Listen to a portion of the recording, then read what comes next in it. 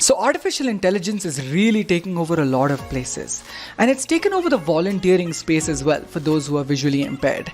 A really cool feature came in the long known Be My Eyes app that allows you to call for an artificial intelligence bot to help you out. Basically, you could take pictures and it would guide you, and you could ask anything about the picture to the bot.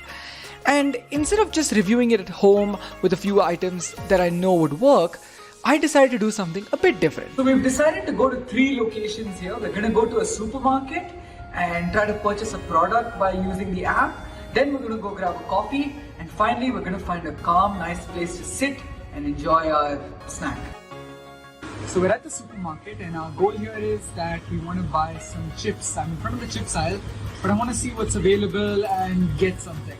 Now my cameraman is kind of a dud and useless, so I'm going to have to use Be My AI to do it. Let's go. Our first destination, supermarket. And yes, I know buying chips at a supermarket at 1:30 is weird, but hey, it's chips. It can be eaten anytime. If you don't think so, you're wrong.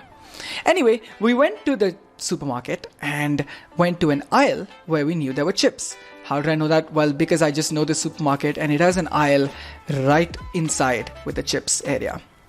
And all I had to do was go in there and hit the shutter button. I didn't even align it as much with the shelves. I just put it in landscape mode and clicked a random picture.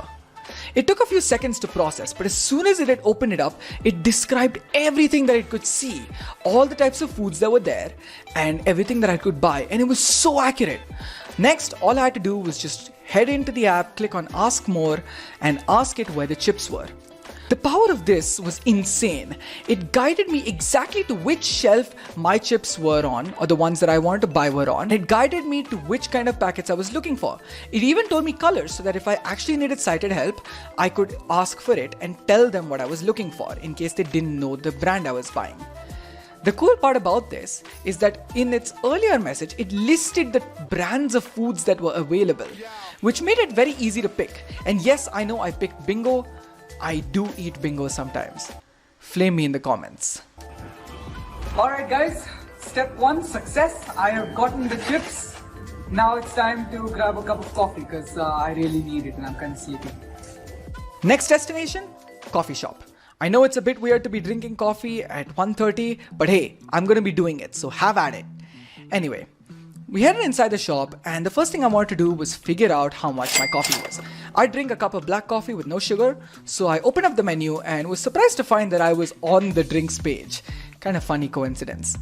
Anyway, it listed every single product with their prices in a very easy to read list. The interesting thing about this was that I had not taken all of the prices in the shot. I just kind of took a blind shot here. But it still managed to tell me every single price in this range. I think it took an educated guess. Either way, it was right.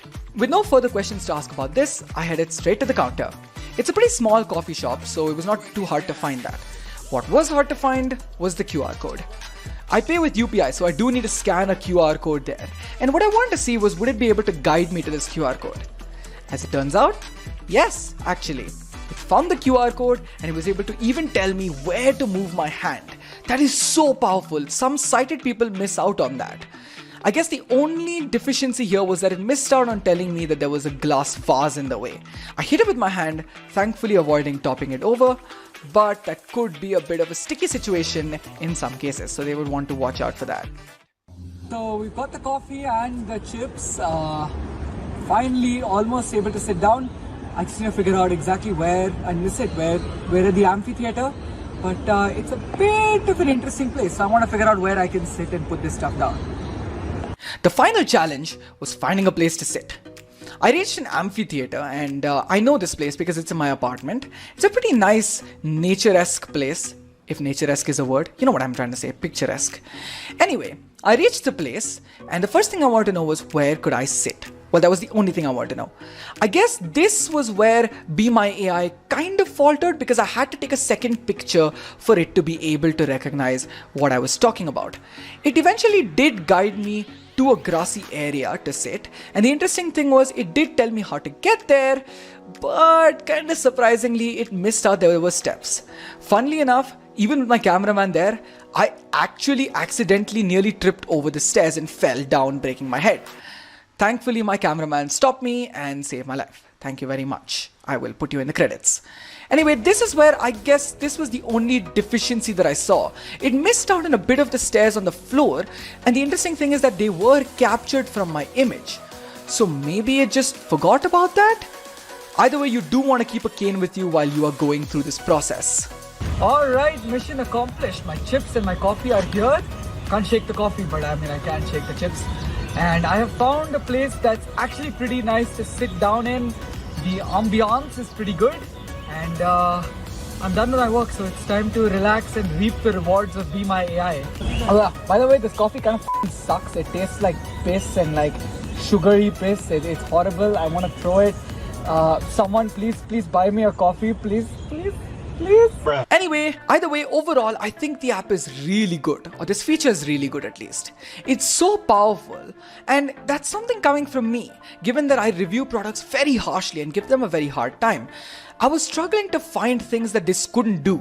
Even outside this review, I pointed it at people, I pointed it at text, at products, and it was able to help me out wherever I needed it.